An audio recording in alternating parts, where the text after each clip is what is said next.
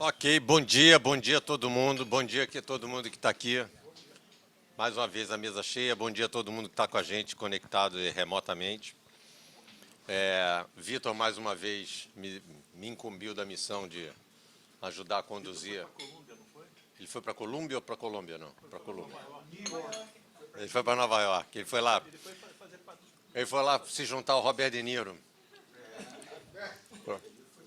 Foi lá se juntar ao Robert De Niro para... a primeira coisa que eu queria só deixar aqui, como o Vitor falou, que é importante é que isso aqui dure 59 minutos para que a gente possa colocar no Instagram bonitinho.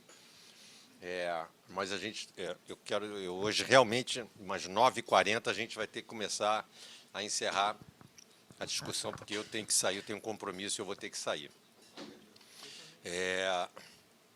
Então, eu fiquei com a incumbência de tocar o estudo aqui e fazer o estudo, iniciar a nossa conversa com a Paraxá de Aharei Mot.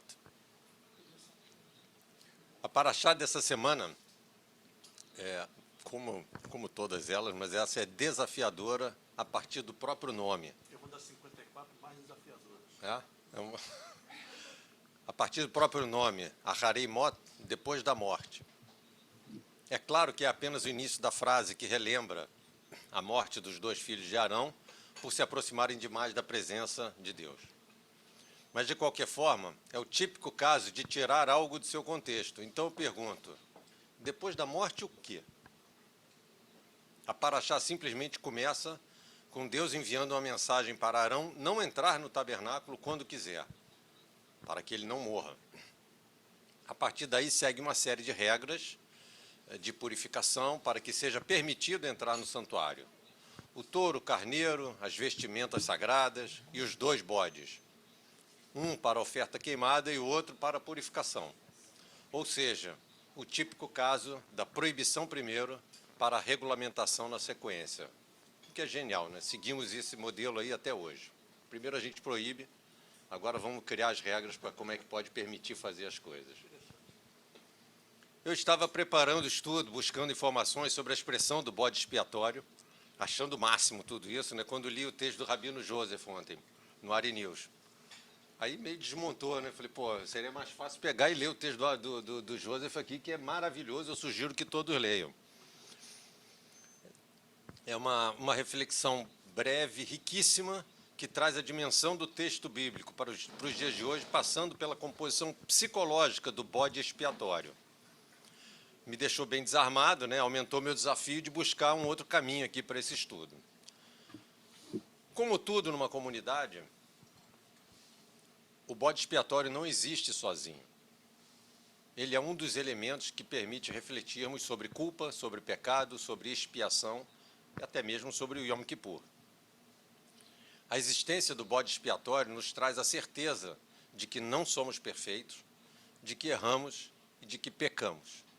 Mas também nos traz a certeza de que cada ciclo, que a cada ciclo podemos limpar tudo isso. Minha pergunta para cada um que está aqui ou conosco aqui remoto: será que realmente conseguimos zerar nossos pecados a cada Yom Kippur para começar tudo de novo? É assim na nossa mente? Limpou, jogou fora e começa de novo? Na minha opinião, não conseguimos simplesmente apagar ou zerar isso. Eu prefiro entender o Yom Kippur muito mais como uma possibilidade de aprender com os erros do que simplesmente zerar tudo. Quantas vezes cada um aqui utilizou do aprendizado de um erro para fazer algo diferente e significativamente interessante e positivo? Outro elemento importante na questão do bode expiatório é Arão. Como todos os personagens, Arão não é uma pessoa pura. Não é 100% correto nem perfeito. Por isso, ele mesmo precisa passar por um processo de purificação dele e do santuário antes de estar apto, entre aspas, a colocar ambas as mãos sobre a cabeça do bode vivo e confessar sobre ela, a cabeça, todas as iniquidades e transgressões dos israelitas, sejam quais forem seus pecados, pondo-os sobre a cabeça do bode. e este será levado para o deserto por uma pessoa designada. Fecha aspas, é a leitura do Rumash, exatamente. Outra pergunta. Quem gostaria de levar esse bode cheio de coisa ruim para o deserto? Quem é essa pessoa designada? Eu, particularmente, não sei quem é. Fica aqui a dúvida para a gente refletir. Fala um cara designado. Pois é. Quem é essa pessoa? Quem quer pegar esse bode cheio, com a cabeça cheia de pecado e dar uma caminhada lá até aquela rampa onde ele vai cair no abismo? Que eu não vou entrar aqui em detalhe de Azazel, que a gente pode até falar depois. Mas a paraxá não é apenas pecado e expiação. Esta paraxá também é família. A Harei Mot termina com uma série de proibições de relações sexuais entre familiares, buscando respeitar a forma mais tradicional do que entendemos hoje por uma composição familiar tradicional. Alguns pontos curiosos para mim. Antes de listar todas as relações proibidas, Deus deixa bem claro que estas novas regras não copiam as práticas no Egito, onde viveu o povo, e nem de Canaã, para onde ele está levando os judeus. Ou seja, essas novas regras foram determinadas naquele momento para sempre, ainda que para sempre seja relativo. Digo isso porque entre as regras tem o repugnante e perverso sexo entre homens e animais. Além disso, trata do homossexualismo masculino, mas ignora completamente o homossexualismo feminino. Naturalmente, observado sob os holofotes do século XXI, podemos muito bem fazer as atualizações, mas a sociedade de hoje ainda tem muito a evoluir no que diz respeito à liberdade de gêneros. Onde na Torá podemos encontrar um texto que nos ajude nesta evolução? Também não sei. Quase terminando e voltando ao tema do pecado e a transferência dos pecados para a cabeça do bode, compartilho uma resposta simples e convincente, escrita por Maimônides no Guia dos Perplexos. Não há dúvida de que os pecados não podem ser carregados como um fardo e tirados do ombro de um ser para serem colocados no ombro de outro ser. Mas essas cerimônias são de caráter simbólico e servem para impressionar as pessoas com uma certa ideia e induzi-las ao arrependimento, como se disséssemos que nos libertamos de nossos atos anteriores, os jogamos para trás e os removemos. Removemos de nós, na medida do possível. E para terminar, voltando à reflexão do Rabino Joseph no Ari News da semana, depois do 7 de outubro de 2023, a Harei Mot e o bode expiatório ganham novos contornos, e não necessariamente bons para nós judeus. Abre aspas, texto do Joseph. A comunidade judaica global que respondeu incondicionalmente à ameaça existencial iniciada pelo Hamas enfrenta agora aumentos chocantes de antissemitismo. Os judeus que apoiam o direito do seu povo e de se defenderem foram desafiados como bodes expiatórios sionistas, cujas identidades confirmam o seu racismo e, portanto, merecem o ódio que estão a sentir. Fecha aspas. Shabbat Shalom.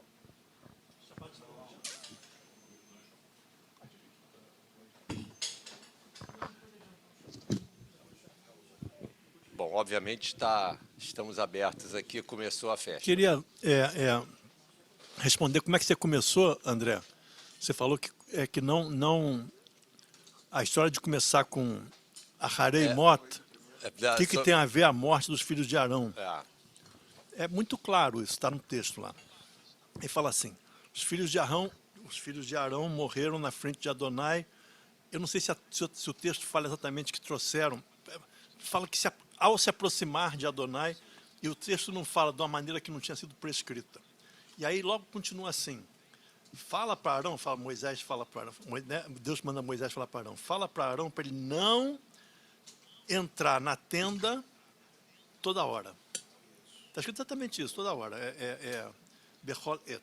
Não entrar toda hora, tá certo? Quer dizer, não evitar o exagero. O grande problema dos filhos de Arão é o exagero. Essa história de fazer a cacheruta, certo? Ou então, de que eu aprendi essa semana, de que você não fala que dia nós estamos no Homer, né? Aliás, a gente tem que contar Homer de manhã, não só de noite, né?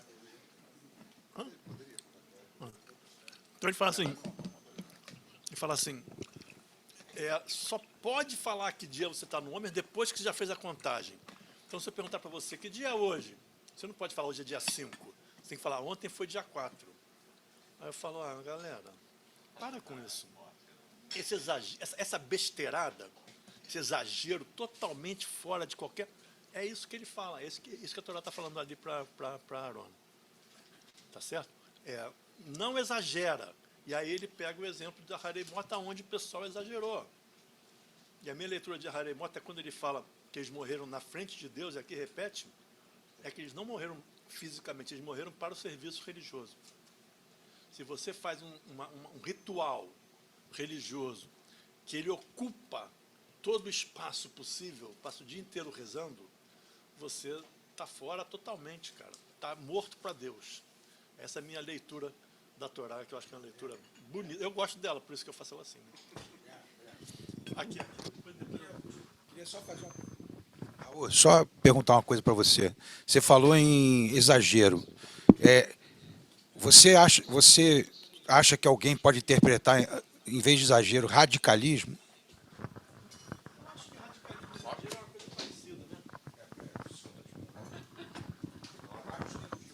Eu acho que sim, quando você, por exemplo, nós temos duas vertentes, dois tipos de mitzvah, né? Mitzvah entre você e Deus e entre você e o teu amigo, o teu humano. Quando você exagera aquela, você acabou com a outra, é mais ou menos isso. Quando você exagera e fala assim, não, eu só vou rezar e rezar e rezar. Quando o cara chega e fala assim, não, os soldados só estão lá lutando porque nós estamos aqui rezando, dá vontade de matar eles todos, né? É esse exagero que tira a pessoa diante de Deus. Ele não está mais diante de Deus. Ele não está mais. Por incrível que pareça, se você tentar ficar demais diante de Deus, você não está diante de Deus, porque Deus quer que você fique diante do homem. Na minha opinião, radicalismo e exagero não é a mesma coisa. O radicalismo é a imposição aos outros de um ponto de vista. O exagero é a imposição a si mesmo de um ponto de vista. Então, o que acontece nessa paraxá é o exagero. Em outras situações, você vai encontrar radicalismo, como em Pinhas, por exemplo.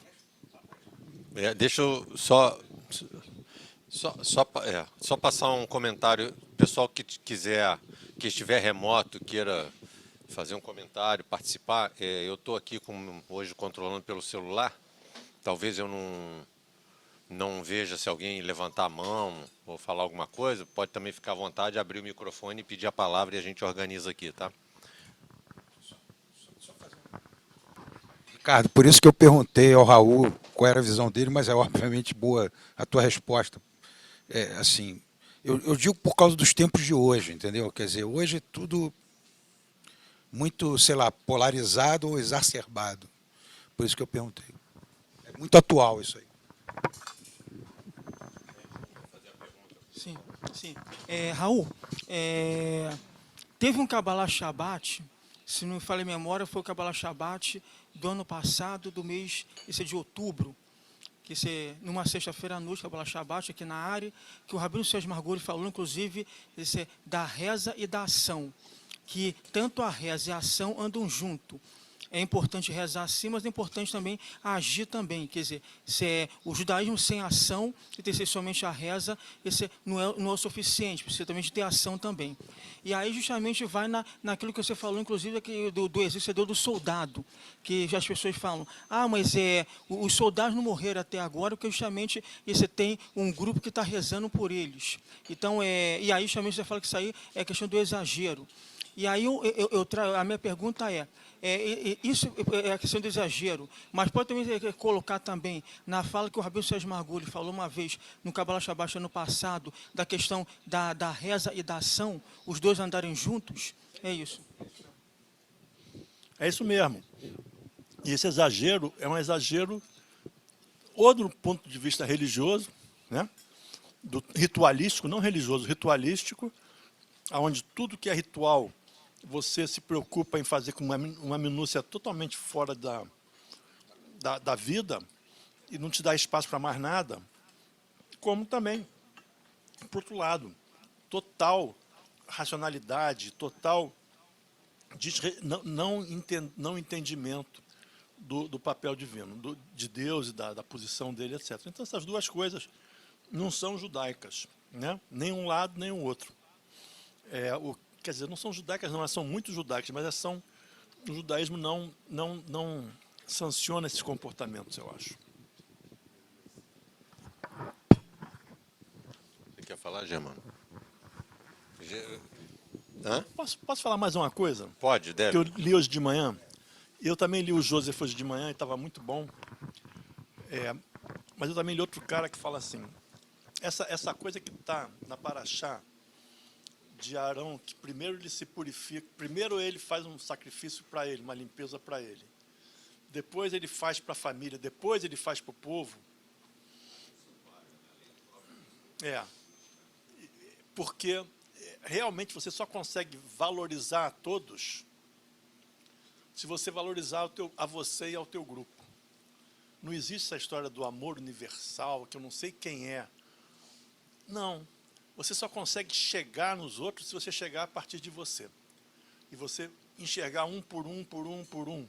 E não enxergar um povo. Tá certo? Então, por isso tem que ser... Por isso essas três coisas que estão na Paraxá de hoje. O cara que escreveu isso escreveu muito melhor do que eu falei aqui, mas achei a ideia muito boa. Queria fazer só uma observação com relação a reza, e depois reza, a presença constante dentro da sinagoga. Hoje, a gente teve aqui embaixo um exemplo de um garoto que quando abriu a Torá e depois quando a Torá foi recolhida, a reza dele era de tanto sentimento, de tanto que emocionou todo mundo. Então, só aquele trecho, você já pode sair daqui com Deus presente dentro de você, como sempre está, mas com mais vigor. Porque realmente o garoto, eu só quis retificar, pontuar isso, porque foi um momento muito especial, a reza do garoto. É verdade que naquele momento de Etz Haim, né, devolvendo, que é um momento normalmente cantado pelo Razano, pela Carla, pelo André, e ele aparentemente fez questão de fazer a reza, sem livro, sem nada. Pegou o microfone, foi para lá. Quem teve a oportunidade, quem está aqui remoto, quem teve a oportunidade de ver, foi realmente muito, muito emocionante. Eu continuo intrigado aqui, que ninguém falou quem é que levou o bode lá para o meio do deserto. Eu sei. Tá.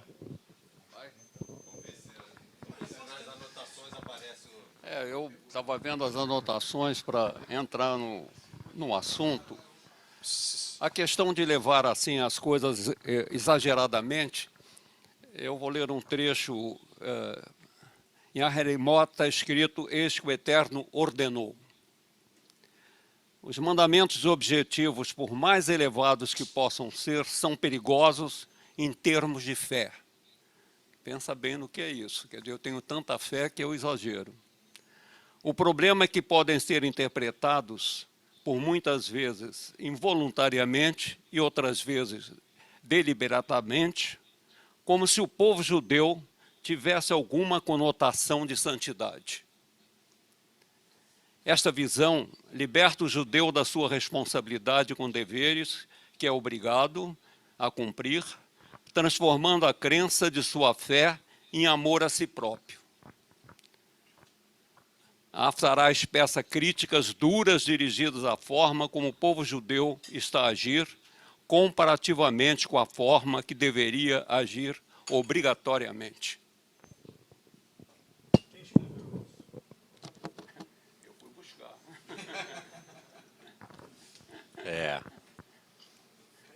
Como é que é essa última frase? Haftará? Expressa críticas duras dirigidas à forma como o povo judeu está a agir, comparativamente com a forma que deveria agir obrigatoriamente. Mas está bem atual também, né? Por acaso está bem atual. Não. Pode ser. Você quer falar, Marcelo? Pode ser uma coisa meio lógica, etc. e tal, mas Tá bem atual, né? Acho que o Joseph também coloca essa questão em cima do momento atual, né, pós 7 de outubro. Existe todo o questionamento do bode expiatório, definitivamente ganhou outros contornos, como a gente fala aqui, né? Entra ano, sai ano, o mundo muda, as coisas viram, e o texto que a gente lê todo ano, que é o mesmo texto, ele acaba tendo outra interpretação.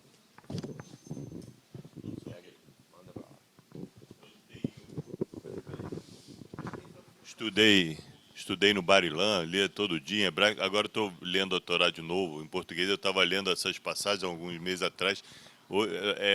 Tem coisas que parecem muito estranhas, né? O bode expiatório. Mas eu sempre penso assim, até para gente que não judeus que questionam, o que é o bode expiatório? Mas o que os povos da região faziam antes disso, antes de Deus nos mandar fazer isso com bode? Deviam ser umas coisas assim. Então o judaísmo vai evoluindo, né? Sempre evoluímos.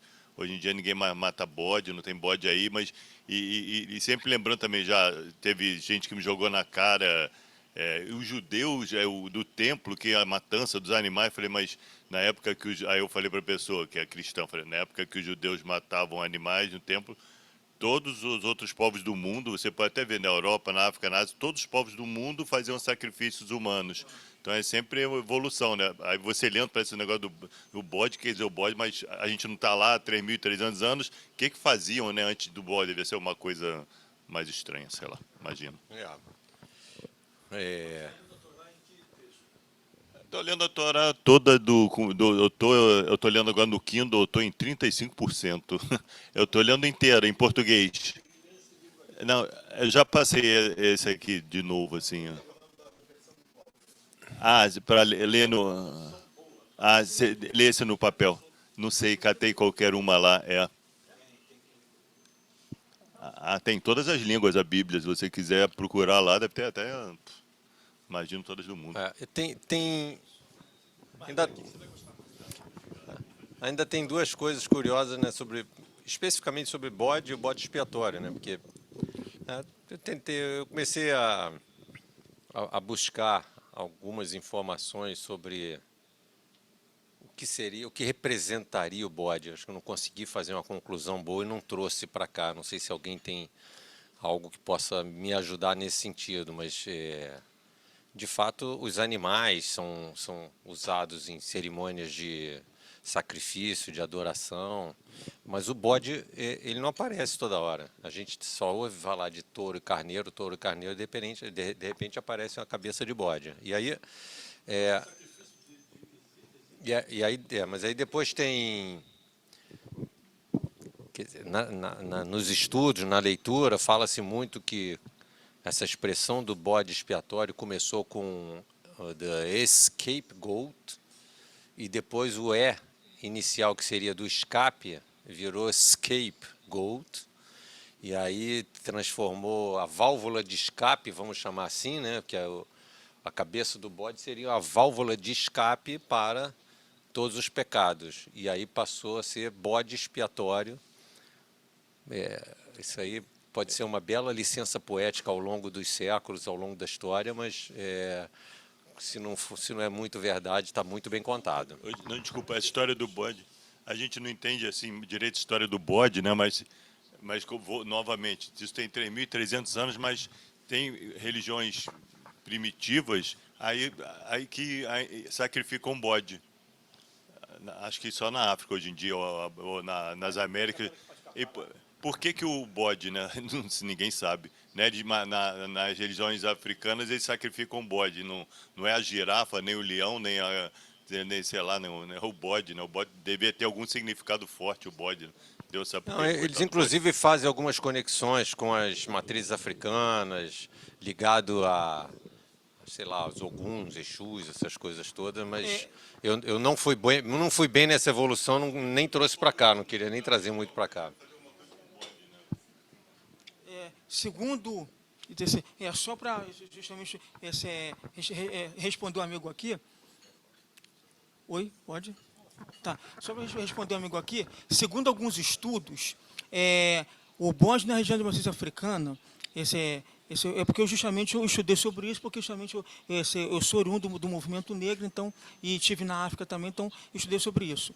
Segundo alguns estudos históricos, a região de matriz africana, o bode necessariamente não é usado sempre no ritual, tanto há 300 anos atrás, como 3.300 anos atrás, na África como agora. O bode não é usado, não. É usado mais, a galinha que é usado mais na região matriz africana, e até em tempos históricos atrás, isso é a galinha que é mais usado. Entendeu? O bode para a região de matriz africana, isso não é muito usado. E só um adendo aqui, que na África não se coloca esse teor religião de matriz africana. Se coloca isso culturas africanas, descendentes primitivas. Religião matriz africana, religião matriz africana, ela veio aqui para o Ocidente, porque como o Ocidente, na sua ignorância, não entende, então aqui acabou, na sua ignorância, colocando como religião matriz africana e misturando tudo. Mas se você tiver na África, tiver na Nigéria, inclusive a Nigéria faz muito esse ritual, tiver também em Benin também, lá, então isso são culturas afrodescendentes de povos, de pessoas descendentes de africanos. Por isso que eu, de fato, por isso que eu não quis nem andar muito nessa... É só um relato histórico, entendi. Como eu estive na África... Eu estou dizendo por isso que eu não quis evoluir muito nisso, porque a gente vai por um caminho que nem para... Deixa de ser o foco aqui. Hã? Também a gente desconhece muito, é legal que você tenha essa experiência, etc. e tal, mas eu queria tentar seguir aqui no nosso bode expiatório. Isso que o Edilton falou mostra que quanto mais longe você está, né, mais generalista você vê. Então, você está muito longe da África, você fala tudo é África, mas não é assim. É aquilo que eu falei do Arão, Coanim, povo. Agora, a gente mandou, o Marcelo mandou aqui a pedido meu, no celular de cada um aqui, um negócio hoje de manhã. Todo mundo já viu? Você tem o celular aí? Não. Todo mundo já viu? Sabe o que eu estou falando? Está no teu celular. Você está no celular aí? Pega aí, está vendo? Todo mundo está vendo? Mandei esse desenho aqui, ó. Esse desenho aqui é um círculo, né? Isso aqui é o selo da Universidade de Colômbia, lá em Nova York. Você vê aqui, está escrito... É isso. Abriu? Pessoal também de fora de casa. Pessoal de fora que está aqui. Está vendo aqui? Escrito no círculo exterior.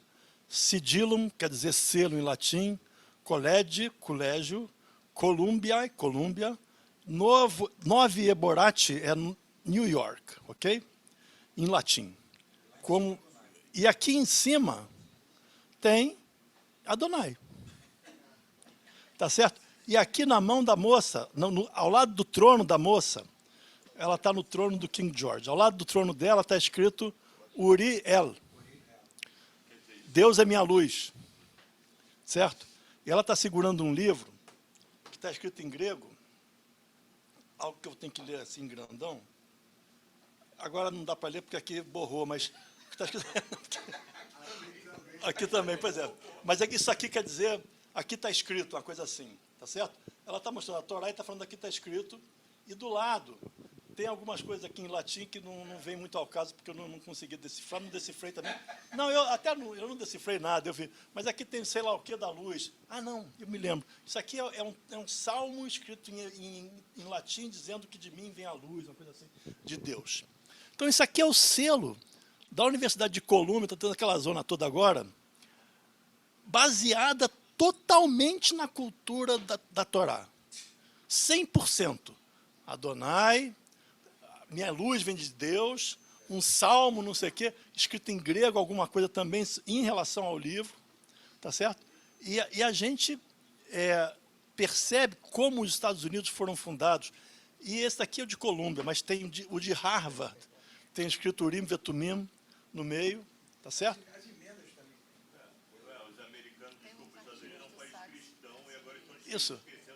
Isso, exatamente. Então, eles estão realmente agora passando, uma pequena parte da cultura americana está tentando forçar a barra para passar ao largo da religião e falar a religião é horrível, não presta, ela é um obscurantista, etc, etc, etc. E eu li um negócio que esse selo que está aqui, ele foi colocado, ele está colocado em vários lugares da universidade, evidentemente, e tem um grandão na entrada da biblioteca, certo? No chão.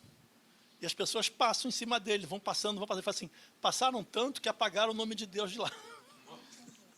De tanto entrar na biblioteca para procurar a verdade, esqueceram de ver um Deus acima, né? Mas é muito interessante você ver que todos os movimentos, os Estados Unidos é um movimento libertário, né? Todos os movimentos libertários, eles têm origem nessa ideia de Deus que ordena o homem a ser livre. É muito interessante isso. E essa tentativa que eles estão fazendo agora de passar por cima disso não vai funcionar. Não vai funcionar.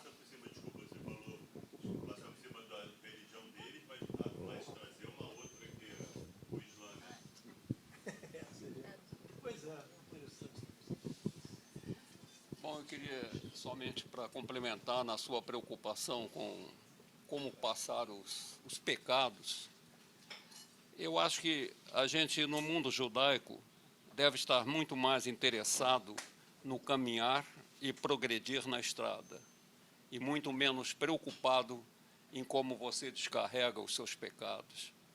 Pensa bem que você tem um caminho que você deve seguir, e é evidente você vai tropeçar, vai cair, etc. Agora, é evidente que a gente mantém costumes antigos, como jogar uma pedrinha no mar para jogar os seus pecados. Eu acho que é muito humano, mas representa muito pouco para mim.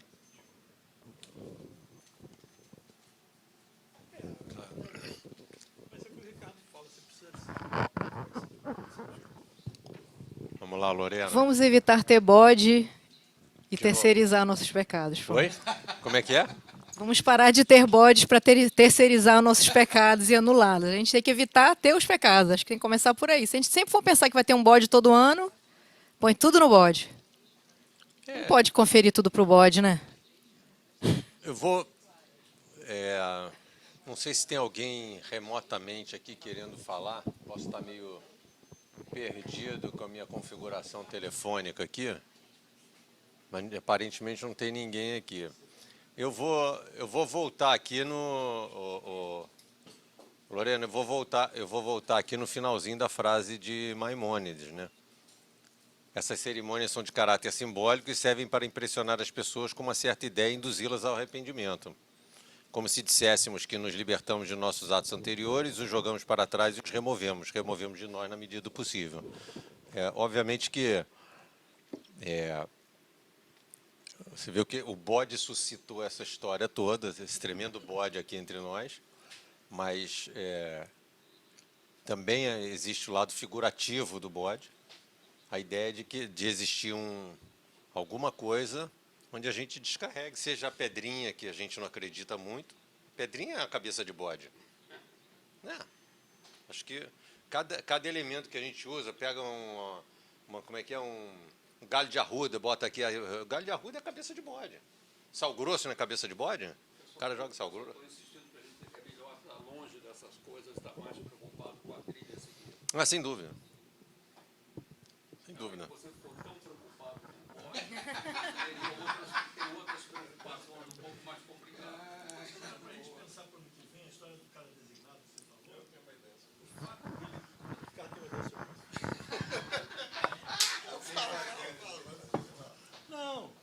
Não, fala. Não, o que eu ia falar é o seguinte, em Yom Kippur a gente lê sobre a prática, né, o serviço de Yom Kippur no templo, e que repete exatamente o ritual que Aaron faz em relação a expurgar os seus, né, confessar e com isso expurgar os seus próprios erros, seus pecados, em seguida dos sacerdotes, em seguida de todo o povo. E nesse processo, né, um elemento chave da liturgia de Yom Kippur era a menção explícita do nome de Deus, que em nenhuma outra circunstância era mencionado. E que as pessoas do lado de fora ficavam extremamente impactadas por isso, né? Algo que elas ouviam apenas uma vez por ano e que, em função disso, se prostravam, né? A gente tinha o hábito aqui na sinagoga também de nesse momento, se ajoelhar e colocar. Tem gente que ainda faz isso, mas não são muitos. E eu estou imaginando que essa cena era semelhante ao que é descrito em relação ao Mishkan, em relação ao tabernáculo do deserto. Então, também imagino que houvesse uma comoção geral nesse processo de expurgo das culpas, né? E talvez quer dizer, o bode ele é mandado para o deserto depois desse expurgo, né? Se eu não me engano, é feito depois. E talvez a pessoa designada para levar o bode fosse a primeira pessoa que se prostrasse. A primeira pessoa que se impactasse seria a pessoa que levaria o bode ao deserto.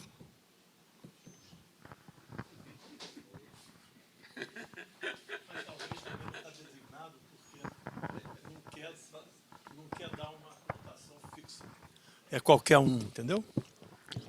É qualquer um. Pode ser isso que o Ricardo falou.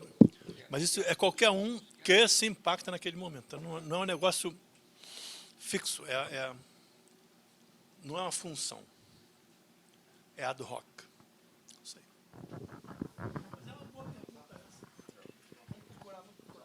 Quem levou? Quem foi designado? Quem é o cara designado? Tem comentário sobre tudo. Se você vai na internet, se você não sabe alguma coisa, você vai na internet e fala assim, o que fala sobre isso? Aí tem um monte. Aí você escolhe os menos idiotas. Não sei, mas... Não, nesse caso...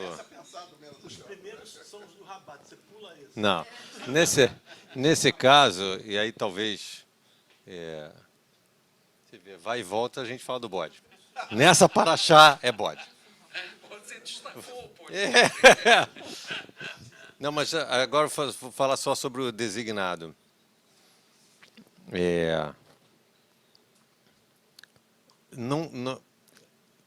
Trazendo para os dias de hoje, não deve ser fácil quando você tem um elemento, quando a gente fala muito, né? Pô, esse cara está carregado, tá com karma ruim.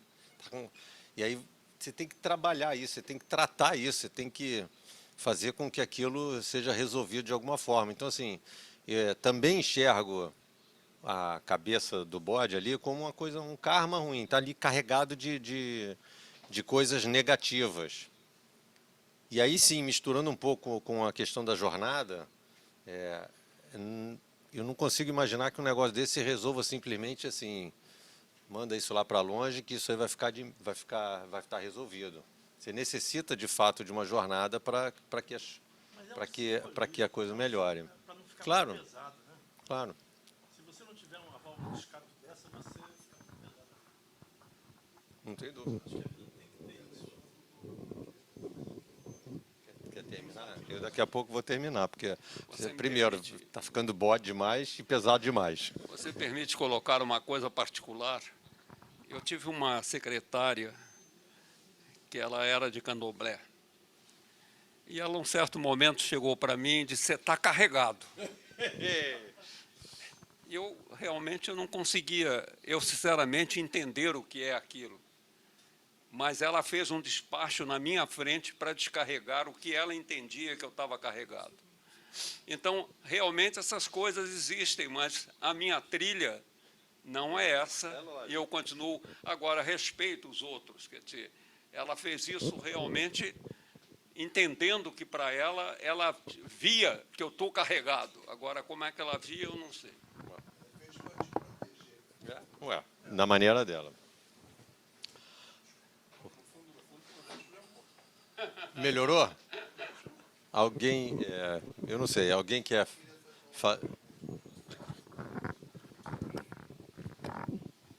Usa-se muito a expressão, por que estamos fazendo de bode expiatório? Em qualquer lugar que você vai, em qualquer reunião, em qualquer coisa, na família, e por que eu sou o bode expiatório? A relação disso com o que se está escrito na Bíblia, na Torá, qual é a relação 100%? Agora, um X, se botar com S, pode... Não.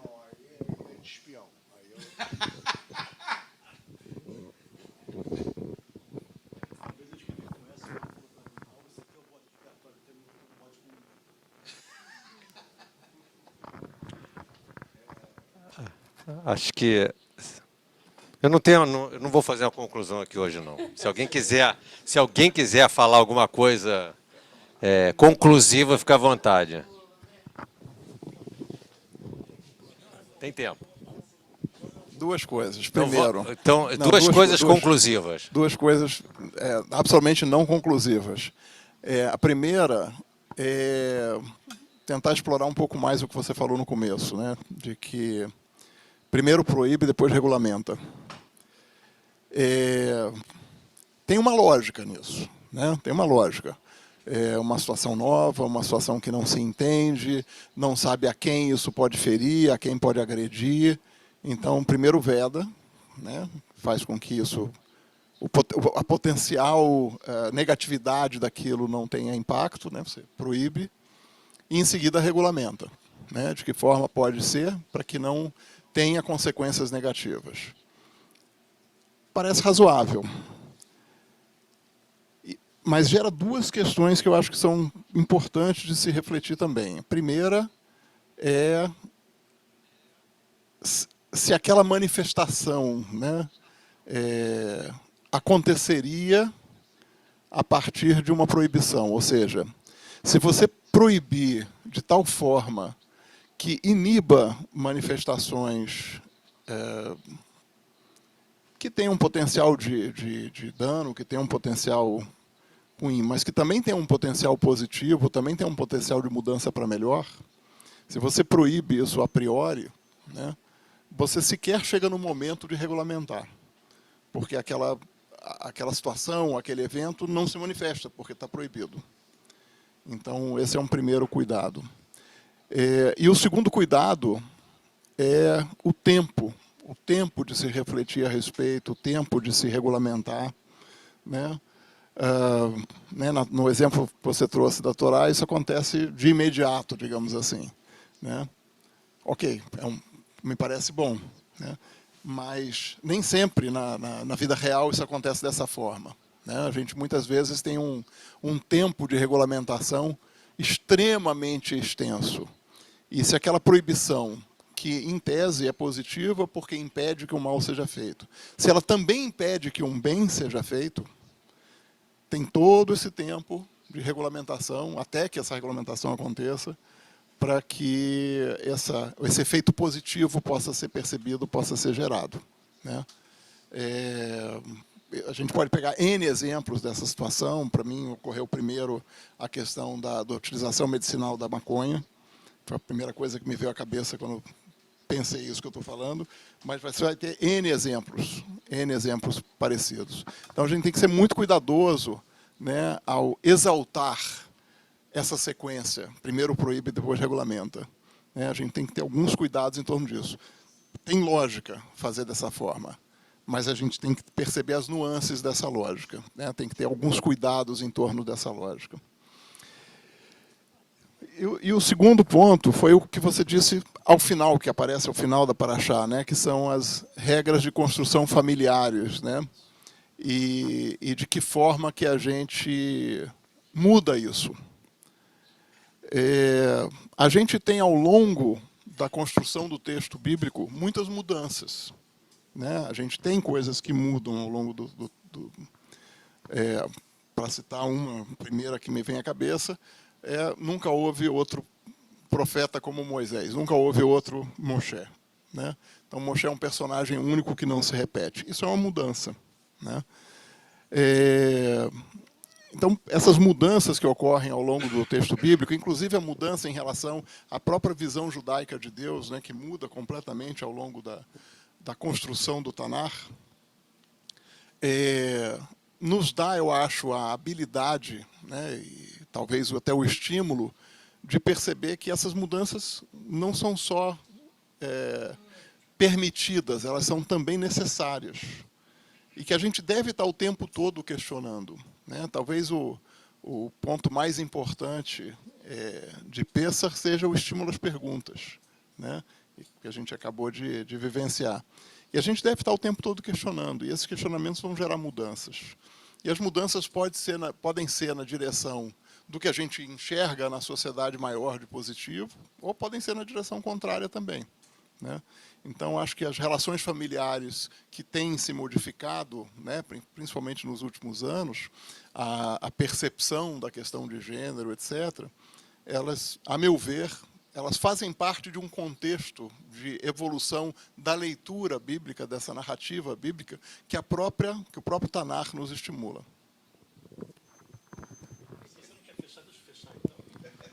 Pessoal, primeiro, antes de fechar, só dizer que a primeira parte com relação a proibir e depois regulamentar, justamente, eu só terminei o parágrafo dizendo assim, tanto isso é aplicado até hoje, isso será aplicado sempre, realmente, é um processo muito, parece que virou padrão, mas eu acho curioso enxergar isso num texto desse tão antigo.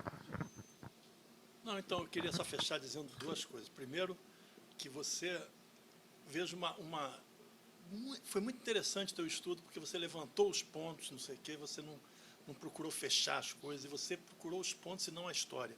Fiquei, assim, achando que você está evoluindo muito bem nessa questão do estudo, entende? Muito na direção que eu acho que é. Eu tenho respeitado bastante a minha ignorância. Ele quis dizer que ele gostou, tá? Isso tudo quer dizer que ele gostou. Não, tá? Eu já falei aqui várias vezes que a cada ano eu me irrito mais comigo mesmo, porque eu leio, acho que eu vou ler, agora já, e aí vejo que eu não entendi nada do que eu já tinha entendido, que eu achava que tinha entendido.